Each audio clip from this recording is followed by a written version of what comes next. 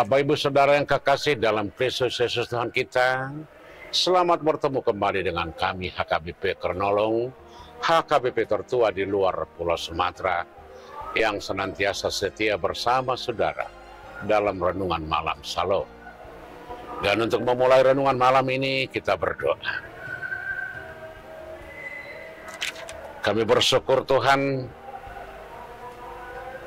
untuk sukacita yang senantiasa kami terima dari Engkau melalui hari yang indah ini. Kehidupan kami sepanjang pagi hingga malam ini, kami dapat melewati segala sesuatu kehidupan kami dengan penuh sukacita. Dan biarlah malam ini tetap kami bersukacita ketika kami dengar-dengaran dengan firman-Mu. Berfirmanlah Bapa, karena kami anak-anak-Mu akan mendengarkannya. Di dalam Yesus Kristus kami berdoa. Amin. Bapak Ibu Saudara-saudara yang kekasih, firman Tuhan yang menjadi renungan untuk kita malam ini, sebagaimana ditetapkan oleh HKBP, kita ambil dari kitab 2 Korintus pasal 12 ayat yang pertama hingga ayat yang ke-10, dan yang menjadi pembimbing ayat yang ke-10 demikian firman Tuhan. Karena itu aku senang dan rela di dalam kelemahan, di dalam siksaan, di dalam kesukaran, di dalam penganiayaan dan kesesakan oleh karena Kristus. Sebab jika aku lemah, maka aku kuat. Sebaca sekali lagi. Karena itu aku senang dan rela di dalam kelemahan, di dalam siksaan, di dalam kesukaran, di dalam penganiayaan dan kesesakan oleh karena Kristus. Sebab jika aku lemah, maka aku kuat. Demikian firman Tuhan. Saudara-saudara yang kekasih, biasanya kalau seseorang ingin memperkenalkan dirinya, dia selalu menonjolkan apa yang terbaik dari dirinya. Bahwa saya pernah melakukan ini, saya pernah berbuat ini, saya sudah lalui ini, saya sudah bersekolah di sini, saya sudah memahami ini. Ini sering menjadi acuan. Contohnya keberhasilan dalam karir, contohnya dalam keberhasilan dalam usaha, atau hubungan dengan orang-orang hebat, orang-orang yang berkuasa, dan bagaimana menjalin komunikasi dengan orang-orang terkenal. Itulah sebabnya begitu banyak kita ingin tampil bersama orang-orang hebat, supaya kita bisa seakan-akan bisa makan dengan orang-orang hebat tersebut. Saudara-saudara, di firman ini kita berhadapan dengan keadaan yang sangat kontras dengan keadaan ini, di mana Paulus melihat dirinya belum apa-apa, walaupun sebenarnya dia bisa bermegah diri atau menyombongkan diri. Karena menurut dia, dari semua rasul-rasul, dia salah seorang termasuk rasul yang mempunyai kesempatan dan peluang yang sangat luar biasa yang diberikan Tuhan. Karena menurut pengakuannya, dia pernah diangkat ke sorga dan melihat keindahan sorga. Dan itu dia katakan, itu atau secara tidak sadar atau tidak sadar, atau dalam roh atau dalam daging, saya tidak tahu. Tetapi bagi saya itu tidak menjadi masalah. Tetapi bagi saya itu bukan menjadi acuan. Yang penting bagi saya bagaimana firman Tuhan, bagaimana Kristus diperkenalkan, bagaimana kehidupan yang dibawa oleh Kristus menjadi dasar dari kehidupan setiap orang. Sebenarnya kalau saya mau menyombongkan diri, kata Paulus, saya bisa lebih hebat dari orang-orang, dari rasul-rasul lain. Tetapi Tuhan selalu mengingatkan aku dengan menanam duri dalam tubuhku untuk selalu mengingatkan bahwa apa yang telah kamu lakukan supaya senantiasa dilakukan dengan kesetiaan, bukan dalam kesombongan atau merasa diri lebih unggul atau lebih merasa diri lebih utama dari orang lain. Karena itu Paulus menurut firman ini, Dia sangat luar biasa yang menjadi satu anutan bagi kita, atau katakanlah sebagai contoh yang konkret bagi kita. Dia berkata seperti ini, "Karena itu aku senang dan rela di dalam kelemahan, di dalam siksaan, di dalam kesukaran, di dalam penganiayaan dan kesesakan oleh karena Kristus.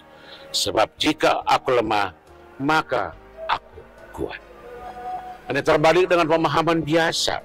Paulus merasa senang dan rela di dalam kesesakan, di dalam penderitaan, di dalam kesakitan, di dalam pergumulan atau tantangan. Tetapi siksaan, penderitaan, kesesakan itu karena Kristus. Di situ dia senang. Kalau siksaan, penderitaan itu karena akibat dari perbuatan sendiri, bagi Paulus itu justru menjadi permasalahan dan pergumulan.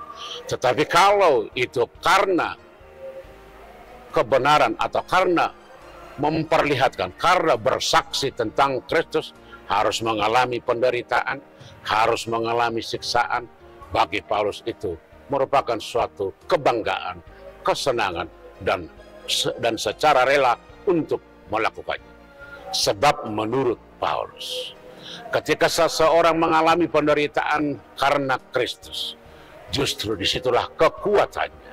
Karena ketika seseorang merasa lemah, ketika seseorang merasa tidak berdaya, ketika seseorang merasa menderita, dan dia akan berpaling dan meminta pertolongan kepada Sang Pemilik segala sesuatu, Sang Pemilik kuasa, yaitu Kristus. Dan di sanalah dia dikuatkan. Dengan kekuatan rohnya, seseorang yang mengalami penderitaan akibat kesaksian dan pemberitaan akan Kristus, itu akan dikuatkan oleh Tuhan, diberikan jalan keluar, dibantu dan didukung secara luar biasa. Dan seseorang itu akan menjadi hebat. Dan itu akan menjadi kesaksian-kesaksian.